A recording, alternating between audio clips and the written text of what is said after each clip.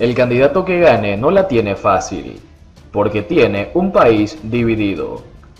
La consultora política ecuatoriana Wendy Reyes Chiriboga compartió su punto de vista sobre las elecciones de Estados Unidos y la perspectiva de qué vendrá después. Nunca en la historia de Estados Unidos habían votado tantos electores con las fórmulas de escrutinio adelantado que permiten los estados, tanto de modo presencial en algunos casos como sobre todo por correo. A pesar de ello, no se cambiaron las fórmulas tradicionales de conteo, por lo que tras casi 3 días de las elecciones, aún no hay un ganador de la presidencia. Los 46 millones de ciudadanos que optaron por el voto adelantado en las elecciones de 2016 se han convertido este año en más de 100 millones, como influencia directa de la pandemia del COVID-19 que tiene a Estados Unidos como el país más afectado en contagios y muertes. Para entender sobre la importancia de las elecciones y los escenarios a mediano y largo plazo, Diario La Prensa conversó el 30 de noviembre con la consultora política ecuatoriana Wendy Reyes Chiriboga, quien es profesora de la Universidad George Washington en la maestría en Gobernanza y Comunicación Política. También da clases en la maestría en Investigación de Desarrollo Local de la Universidad de Cuenca, Ecuador, y en el programa de Gobernanza y Liderazgo Local del IDE, Universidad de los Hemisferios, con más de 10 años de experiencia en consultora política y dirige la firma Proyelítica. Ha dirigido compañías políticas, cuartos de guerra y ha asesorado a gobiernos, partidos políticos, organizaciones de la sociedad civil, instituciones públicas y privadas en Argentina, Ecuador, México, Colombia, Guatemala y España. ¿Qué relevancia tienen las elecciones de Estados Unidos para el mundo en general? Estas elecciones son muy importantes. El mundo entero está observando qué es lo que va a pasar y es una de las elecciones más grandes que se dan en una pandemia. Hemos vivido ya elecciones en República Dominicana, en Bolivia, un referéndum en Chile y otras pequeñas elecciones y reelecciones en Europa. Pero sin duda la elección de Estados Unidos toma toda la atención por todo lo controversial que ha sido esta campaña, por las declaraciones también controversiales que ha tenido el presidente Donald Trump frente al coronavirus, frente a la pandemia, el contagio que ha sufrido, los impases que han habido, por ejemplo, en el primer debate presidencial, que fue catalogado como el peor debate presidencial de la historia de Estados Unidos, y sobre todo las consecuencias que tendría de volver a tener al presidente Trump o de cambiar de presidente a Biden.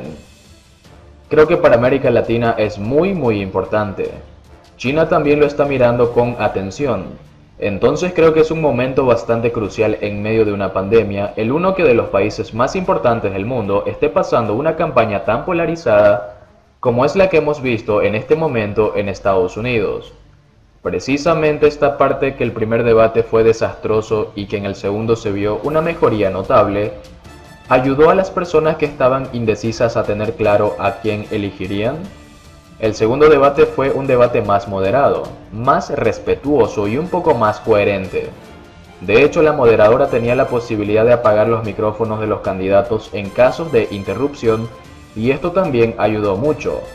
La moderación que ella obtuvo fue mucho mejor que la que se vio en el primer debate. Creo que podríamos catalogarlo ya como un debate en sí mismo, no así el primero, que fue realmente una pelea campal entre los dos candidatos. De todas formas, yo creo que todavía no estuvo a la altura de lo que significa esta pandemia, lo que significa esta coyuntura para los estadounidenses. Hay mucha gente desempleada.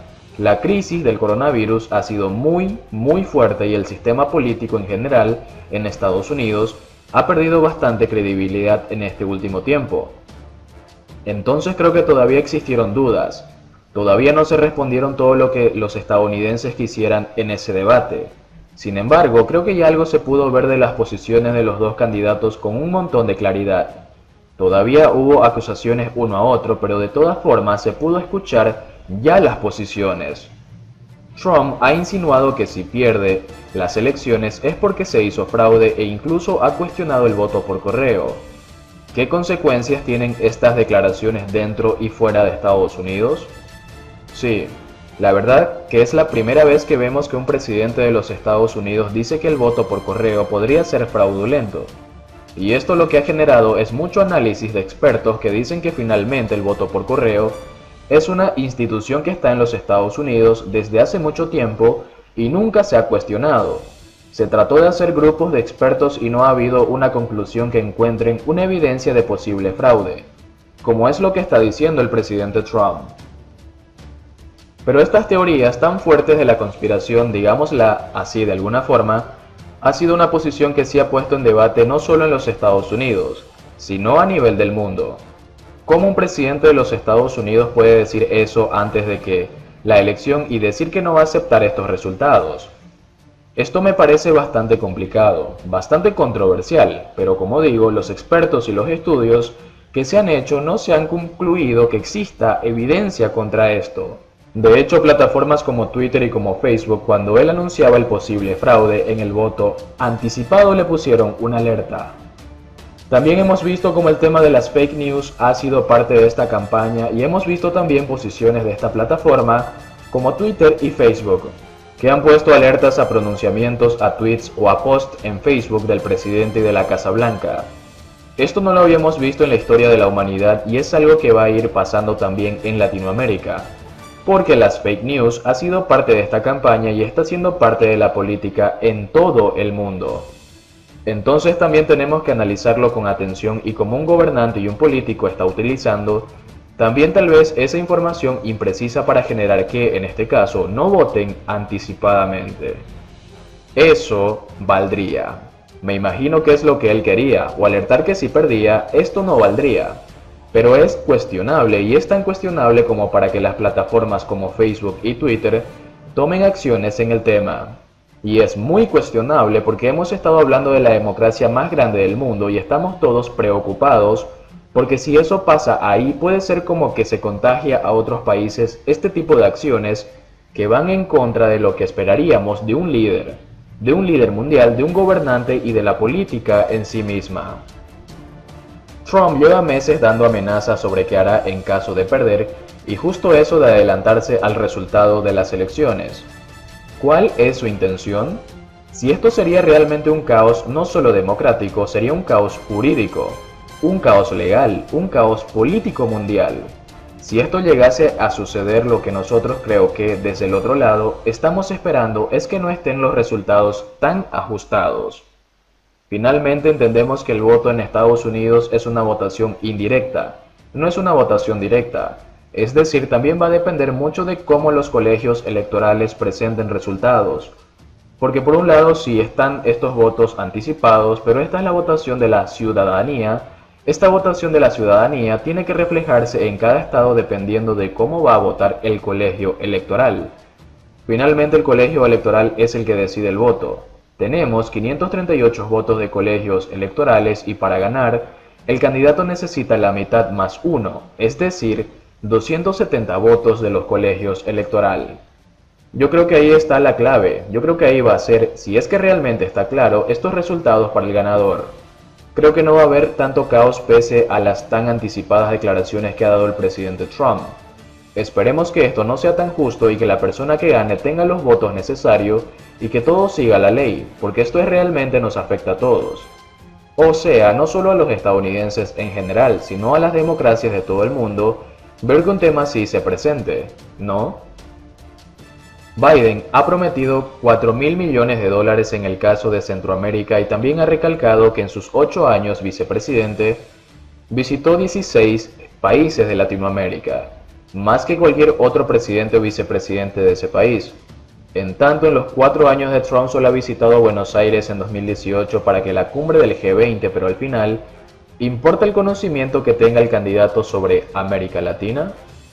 Por supuesto, es muy relevante. Todos tenemos acuerdos comerciales o se espera tener ciertos beneficios del tema de comercio con el Estados Unidos. Y otro tema muy importante es la reforma migratoria. Creo que en América Latina todos tenemos parientes, amigos, familia que ha migrado de una u otra forma a Estados Unidos y está esperando a ver cuál va a ser esta posición si gana uno u otro candidato. En general el tema migratorio necesita una reforma migratoria integral en los Estados Unidos. Esto no lo hemos tenido desde la época de Ronald Reagan.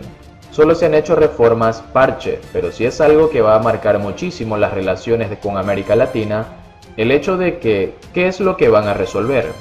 Por ejemplo, Trump derogó el decreto de Obama para proteger a los Dreamers. Es algo que está esperando a ver qué posición va a tener. También la política migratoria de este último gobierno ha sido muchísimo más fuerte. Hemos visto separar a niños de sus padres. Han sido imágenes muy duras que las que hemos visto todo alrededor del mundo y que está afectado sobre todo a las familias latinas.